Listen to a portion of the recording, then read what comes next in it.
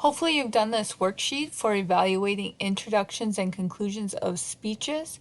I just want to go through my thoughts on the quality of these introductions and conclusions. Hopefully you had some similar thoughts as I did. If not, that's all right.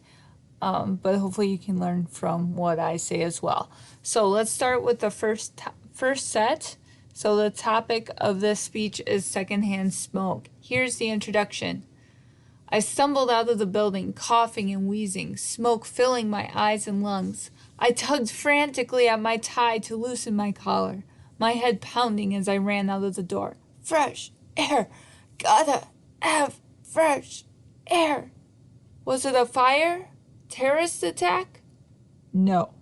I was simply eating my dinner when a gentleman at the table next to us decided to light up a cigarette. My goal in speaking to you today is to enlist your support on a federal ban of all smoking from all public places without hesitation.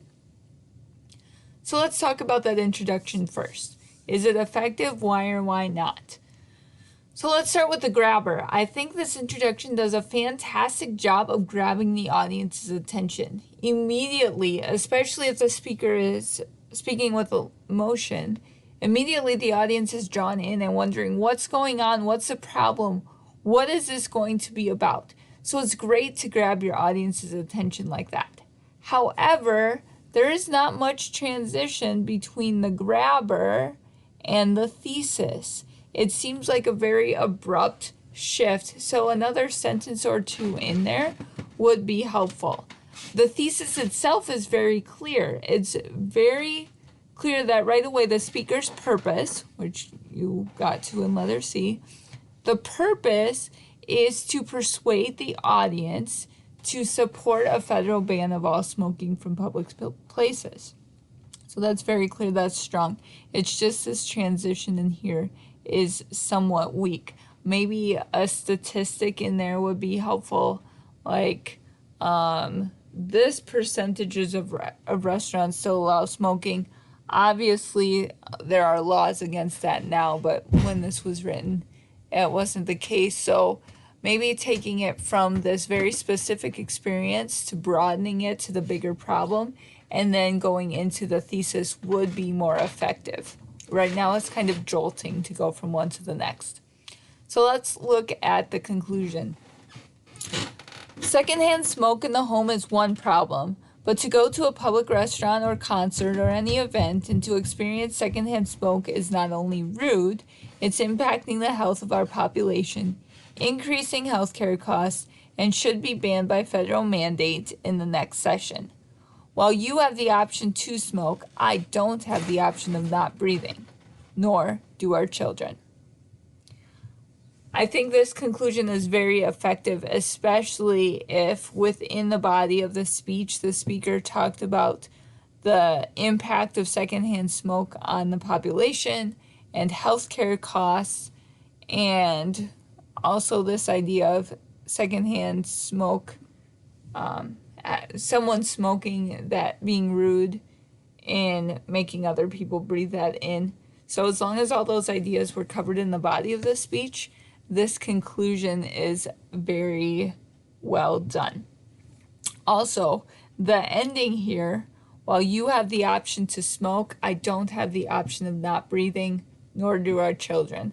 That is uses a rhetorical device of repeating the word option and having a comparison there, and it's shortened to the point, and so that conclusion is very strong. So let's move on to the next one, begging groceries. So here's the introduction. Have you ever wondered how much of your groceries are damaged by improper begging at the store? Today I will show you how to properly beg them so that you will never break them again. Okay, so there's the introduction. One positive thing about this introduction is that the audience knows right away what the speech is going to be about. We absolutely know without a doubt that it's about begging groceries. However, the grabber is not very good. So that question, have you ever wondered about how much of your groceries are damaged by improper begging at the store? If I was sitting in the audience, I would think, no, I haven't. And so that question actually makes me less interested in listening to the speech. So while asking a question can be a powerful tool for grabbing attention, it's not always the best option. So make sure your question is something that the audience will likely care about. A possible better introduction in this case might be something referring to like self-checkout at Walmart or other stores, and then the ability to pack your groceries well and how it could save you money, or some kind of connection like that with the audience would be better than this question here. This introduction is also very short, so adding a few sentences between the grabber and thesis statement would be beneficial. The thesis statement itself is very strong though. And we can see another benefit of this introduction is that we can see right away that the speaker's purpose is to inform. He's showing us how to do something. So let's look at the conclusion. In conclusion, I have now shown you how to bag your groceries properly so that you will not break anything anymore and you will save money.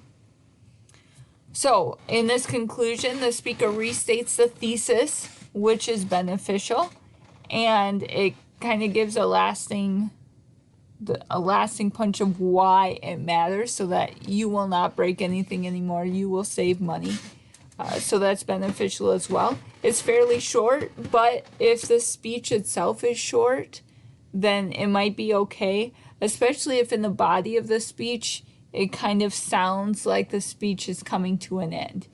If it doesn't, and seems like the speech would keep going, this will be a very abrupt ending, and it might need to be lengthened a little bit. And our last one, dump it cake. So imagine that you get home Thursday night after the volleyball game and you suddenly remember that you have to bring treats for homeroom on Friday. You really don't feel like driving back into town to buy something, and you won't have time to stop at Walmart in the morning. What can you do? I have a solution to your problem. Dump it cake.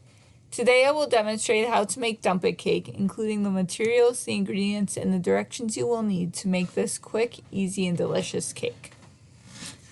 So this introduction is pretty solid. We have a grabber at the beginning asking the audience to imagine a situation. And since the audience is peers in the classroom, this is definitely connecting with a situation they might find themselves in. It's always good to keep your audience in mind when you write your introduction and conclusion, really your whole speech, but especially that grabber. So that grabber is effective. And the transition in here from the grabber into the thesis works well. And then we end with a strong thesis here that shows exactly what the speaker is going to talk about. Now, you might be wondering if this phrase is okay. Today I will demonstrate, or today I will tell you about. Now, if you were writing a paper, then absolutely not. Do not use that. However, in a speech, it's okay to be more straightforward in that type of structure. So that can be effective. How about the conclusion? Today I have demonstrated how to make dump it cake, including the materials, ingredients, and the directions that you would need. So the next time you need a dessert in a hurry, remember that dump it cake is an easy solution. Now let's enjoy. We have an effective conclusion here as well. We have the thesis restated, so we're summarizing what was said in the speech. Also, an effective way to end a speech is to refer back to the grabber. So the next to last sentence here refers back to that grabber of, oh, I'm in a hurry, I don't know what to make. And so the conclusion brings us back to that idea. And by doing that, that can give us a really, the audience a feeling of a solid ending. And now the speaker's purpose in this, once again, is to inform. If the speaker is saying, I'm showing you how to do something, that is an informative speech. So those are my thoughts on these introductions and conclusions. Hopefully you learned something from this video.